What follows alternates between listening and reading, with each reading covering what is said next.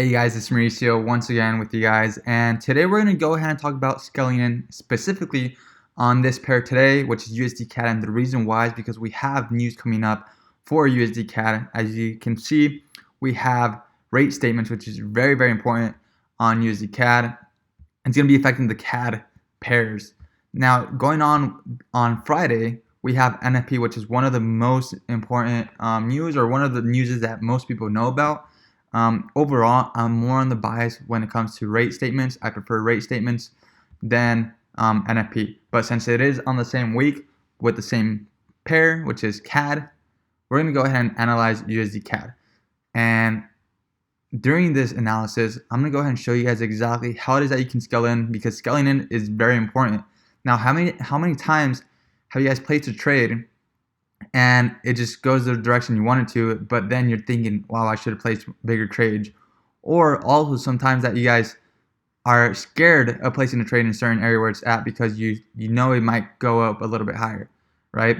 So that is the reason why we do scaling in. So I'm gonna go ahead and tell you guys a little bit about scaling in, how to utilize it to your advantage, so that way you guys can actually trade more consecutively on a certain pair and not lose out on those opportunities. Now, trading in has to go ahead with your risk to reward also, and your percentage at risk. So for example, what am I seeing on USD CAD? Well, I'm seeing on USD CAD right now, currently at the moment, we do see this flag formation. Okay, so I'm gonna go ahead and note this out for you guys. We can see this flag formation, and usually when we see this flag formation, we can either see a false breakout like the one we can see right over here. Okay, so we can clearly see this right here. Now, sometimes we have these false breakouts, right, where stop losses are hit before it moves down. Now, since we do have news events coming up tomorrow and also on Friday, we can expect for USD CAD to have a big move. Now, where am I expecting USD CAD to go to? I'm expecting the movement on USD CAD to go to the downside. So I'm expecting a short position on USD CAD.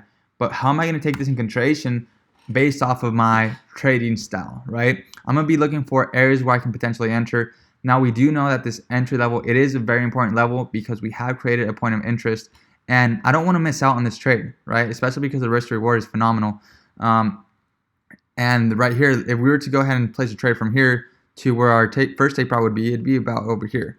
So going into that, this would be a potential of about 150 pips, okay? Now, why would I take this trade on the certain area where it's at? The reason why is because we have seen that the areas have been taken out. We have these equal highs that have been taken out by a point of interest, and I can expect some movement to the downside, right? But what I'm also seeing, I'm seeing that on the bigger picture, okay, I also have another point of interest right here. Okay, I have another point of interest right here. And not just that, but I also have another point of interest over here. So these points of interest, okay, that I'm taking in consideration, which is going to be this one right here, and not just that, but also the one I had mentioned, which is this one over here. Okay, I have potential entries. So far right now, where the market's at the moment, I have 3 potential entries. 1 where it's currently at, and 2 where it could potentially go to before it does that move to the downside.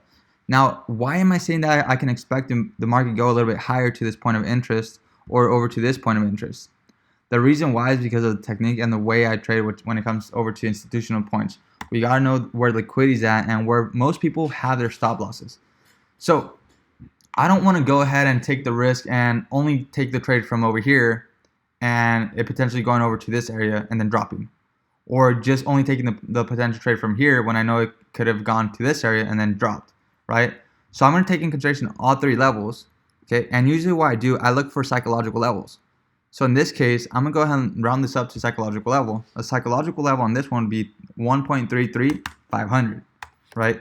We look at psychological levels or round numbers, so that way we know where the banks are usually looking for, where to go, okay? Now the next one I would be looking for, I'd be looking at about 3330, okay?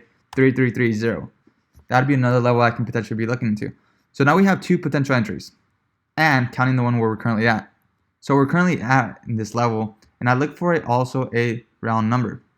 So this round number would be at about, if we do 300, okay, we can see that the market went way down over here. So we're not going to go ahead and do that. We're going to do 330, okay? So 330 would be a good level, Now, these are the 3 points that I'm going to take in consideration for potential entries. Okay. Now, when we do scale in, okay, because understand that we're scaling in. We're scaling on this trade, and the current trade we're at. And the reason why we're doing that is because we do not want to miss out on any single trade, because we know the risk reward is going to be great, right? So we already know that this is about 150 or 160 pips. Let's go ahead and measure this once again. This would be at about 160 pips. Now let's say it does our second entry. This would be also about 190 pips. And let's say it goes to our third entry, right? This would be about 200 pips. So that'd be a great risk to reward. Now, how are we going to take this in consideration so that we can go ahead and what? Combine them with the same amount of risk, but at the same time gaining more profit. Yeah. Funny, right? Same amount of risk, but gaining more profits. And the reason why is because of the risk to reward. So I know that our stop losses should be above this area. Okay. Above this area, which would be 3380. 33800 would be the stop loss region that I'd be looking for to pull out my trades. It should not exceed this level. If it exceeds this level, I'm definitely not going to be looking for selling opportunities. So this would be the trade level that I'd be looking for stop losses for all 3 trades combined. Now, saying I want to go ahead and risk, let's say I want to risk 1.5 or 2%, right, on this trade. Okay, when I do on this trade, I mean on all trades combined. Now, as you can see, if we risk 2% with all trades combined, okay, what would we be looking at? If we do 2% for all trades combined, we'd be looking at a 0.66 risk per each one, okay? If we go ahead and divide them equally. So if we were to divide them equally, we do 0.66% per each trade, okay? And we'd be scaling in. Now with this, since we'd be scaling in like that, what would happen? We'd be risking the exact same amount, but not just that, but we'd probably be gaining almost about the same amount as well, right? So when we do our risk to reward, we want to go ahead and see this. We want to see our point of entry, which in this point would be at 330. So I'm going to go ahead and put this at 330. We have point of entry at 330. Our take profit would be at about 31500. Okay, so 31500, that's where we're going to go ahead and put our take profits. 31500, and our stop loss at 3380. Okay, so 33800. This right here is about a 2-to-1 risk reward. Okay, I do not like to see any trades that are less than 2-to-1. I usually like to do 3-to-1s and so on, but understand that the only reason I'm doing this one over here is because of the great potential of the movement going to the downside.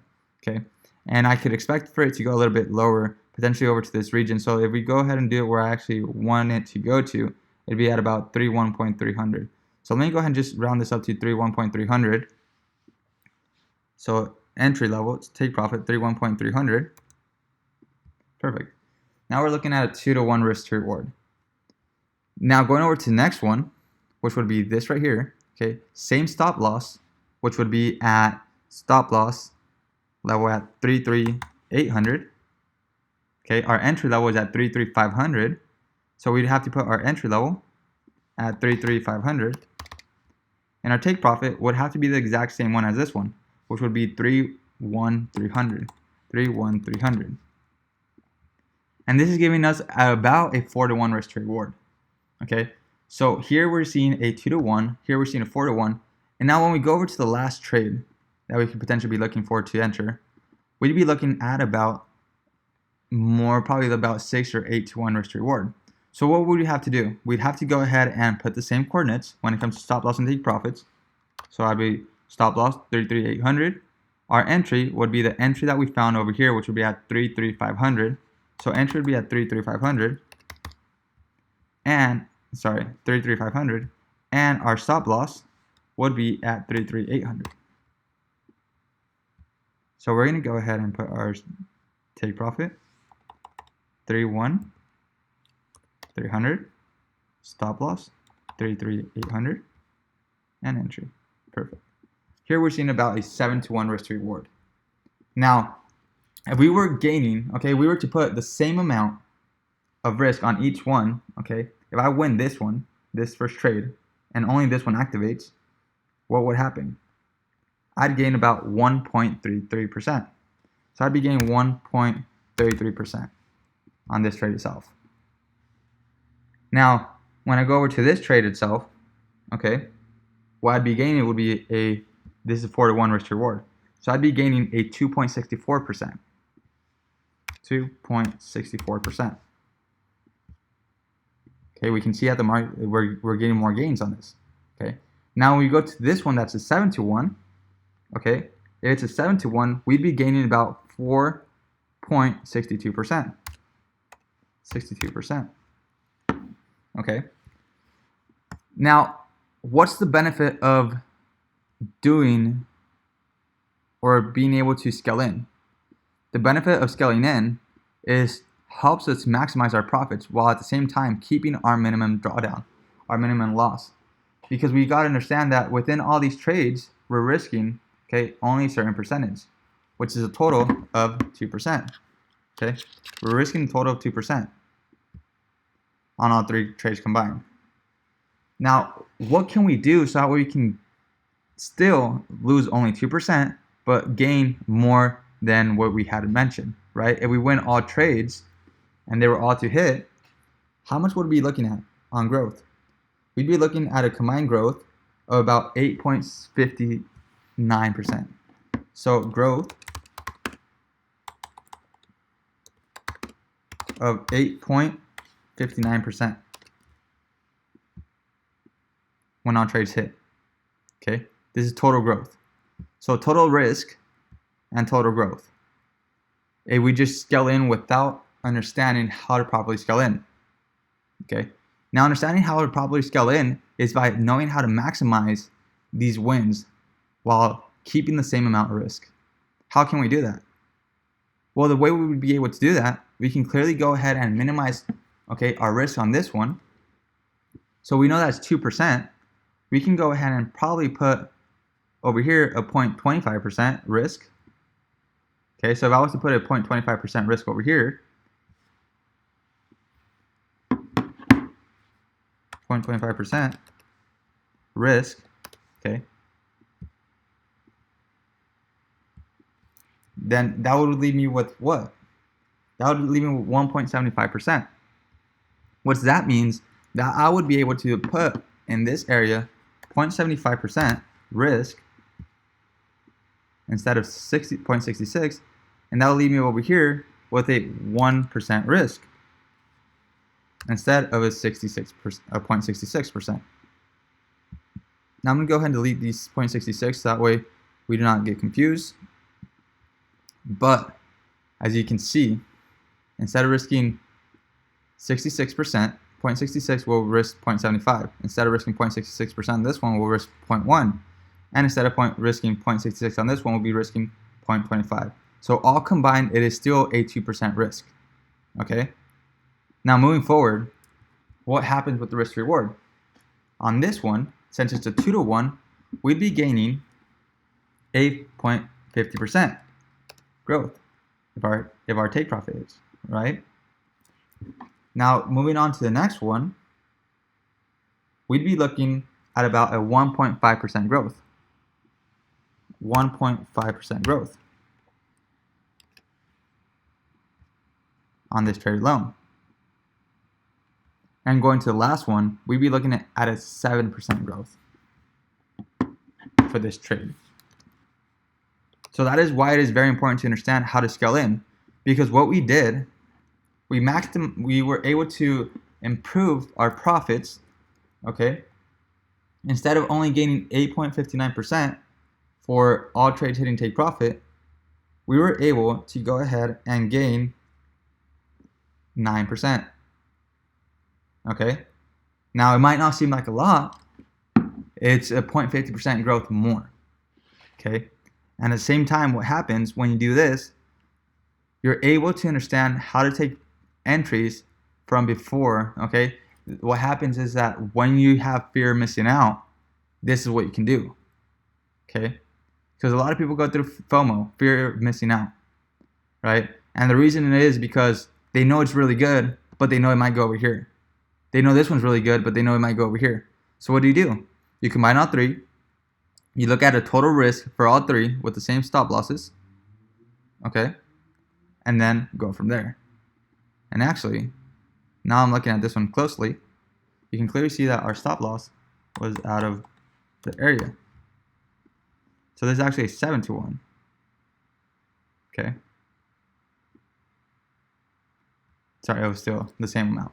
Okay, so what we would do, we would be able to use this strategy when it comes to scaling in, so that way you guys can go ahead and understand how to properly use the same amount of risk between all trades and gain even more profits. At the same time, what's happening is that's helping you on your psychological aspect. So with that said, I hope you guys were able to catch information when it comes to scaling in. If you guys want me to do other specific videos, go ahead and let me know in the comments below. Don't forget to like, comment, subscribe, and let me know what you would like to see next. With that said, thank you for joining on this one. And this is a potential trade. So if you were able to go through the whole course, the whole video, this is where I'm aiming for the market to go to 1.31300. I hope you guys take that into consideration, add it to your analysis. And with that said, I'll see you guys on the next one.